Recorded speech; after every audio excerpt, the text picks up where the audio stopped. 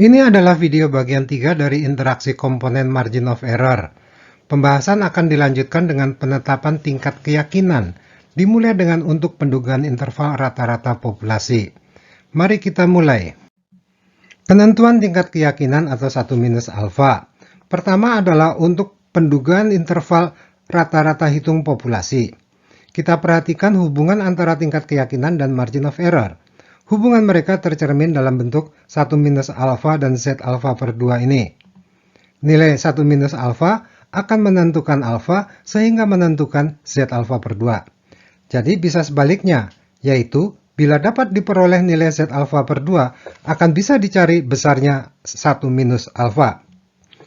Mari kita cari nilai Z alfa per 2 itu dahulu, mulai dengan formula margin of error ini. Sehingga dapat dinyatakan dalam bentuk Z alfa per 2 di sisi kiri. Silahkan pause video sejenak untuk memahaminya. Dapat dilanjutkan menjadi seperti ini. Akar pangkat 2 dari N dapat dinaikkan ke pembilang menjadi demikian. Silahkan segarkan ingatan kita bahwa ada logika distribusi Z seperti ini. Ya, luas di bawah kurva mulai dari minus Z alfa per 2 sampai dengan plus Z alfa per 2 mestinya adalah sebesar 1 minus alfa, yaitu 1 dikurangi 2 luas di ujung kurva yang sebesar alfa per 2. Nah, masukkan hasil Z alfa per 2 itu ke dalam persamaan itu. Solusinya akan menghasilkan 1 minus alfa yang kita butuhkan. Caranya sederhana.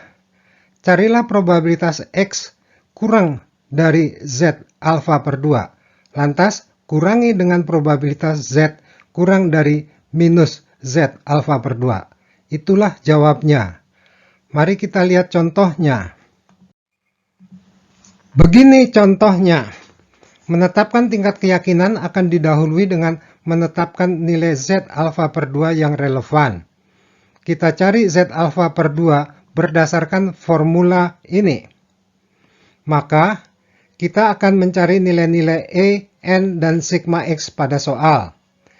Informasi pada soal dapat disajikan seperti ini. Hasilnya dimasukkan ke dalam formula tadi, menghasilkan Z alfa per 2 sebesar 1,51. Sehingga, bila dimasukkan ke dalam persamaan ini, maka diperoleh 0,8690. Itulah tingkat keyakinannya. Kita lanjutkan ke permasalahan berikutnya. Sekarang penetapan tingkat keyakinan pada pendugaan interval proporsi populasi. Kembali kita tuliskan formula margin of error. Atau bila sigma P kita ganti menjadi demikian. Sehingga Z alfa per 2 adalah ini. Silakan pause video bila memerlukan sedikit pendalaman logika untuk aljabarnya.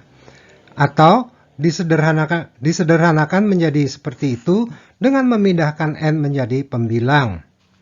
Ternyata mengandung unsur P, besaran yang sedang akan diduga. Maka seperti yang terdahulu, diperlukan keputusan tentang perkiraan proporsi populasinya. Apa dasarnya? Dasarnya adalah pilihlah yang menjadikan kita lebih konservatif, yang akan menyebabkan tingkat keyakinannya paling rendah. Ini bisa diperoleh dengan cara membuat nilai Z alfa per 2 yang lebih kecil. Kalau nilainya lebih kecil, maka luas di ujung kurvanya menjadi lebih besar, sehingga tingkat keyakinannya 1 minus alfa menjadi lebih kecil. Jadi, nilai Z alfa per 2 yang lebih kecil menyebabkan intervalnya lebih sempit, sehingga probabilitasnya lebih kecil. Akibatnya tingkat keyakinannya lebih kecil atau lebih konservatif. Jadi, dapat disimpulkan bahwa penetapan nilai P untuk kasus ini adalah yang sedekat mungkin dengan setengah. Kita akan melihat contohnya berikut ini. Ini contohnya. Silahkan pause video untuk memahami soalnya. Begini jawabannya. Perhatikan kembali formulanya. Besaran yang diperlukan adalah E, N, dan perkiraan untuk P. Sesuai informasi soal, nilai-nilai tersebut adalah ini.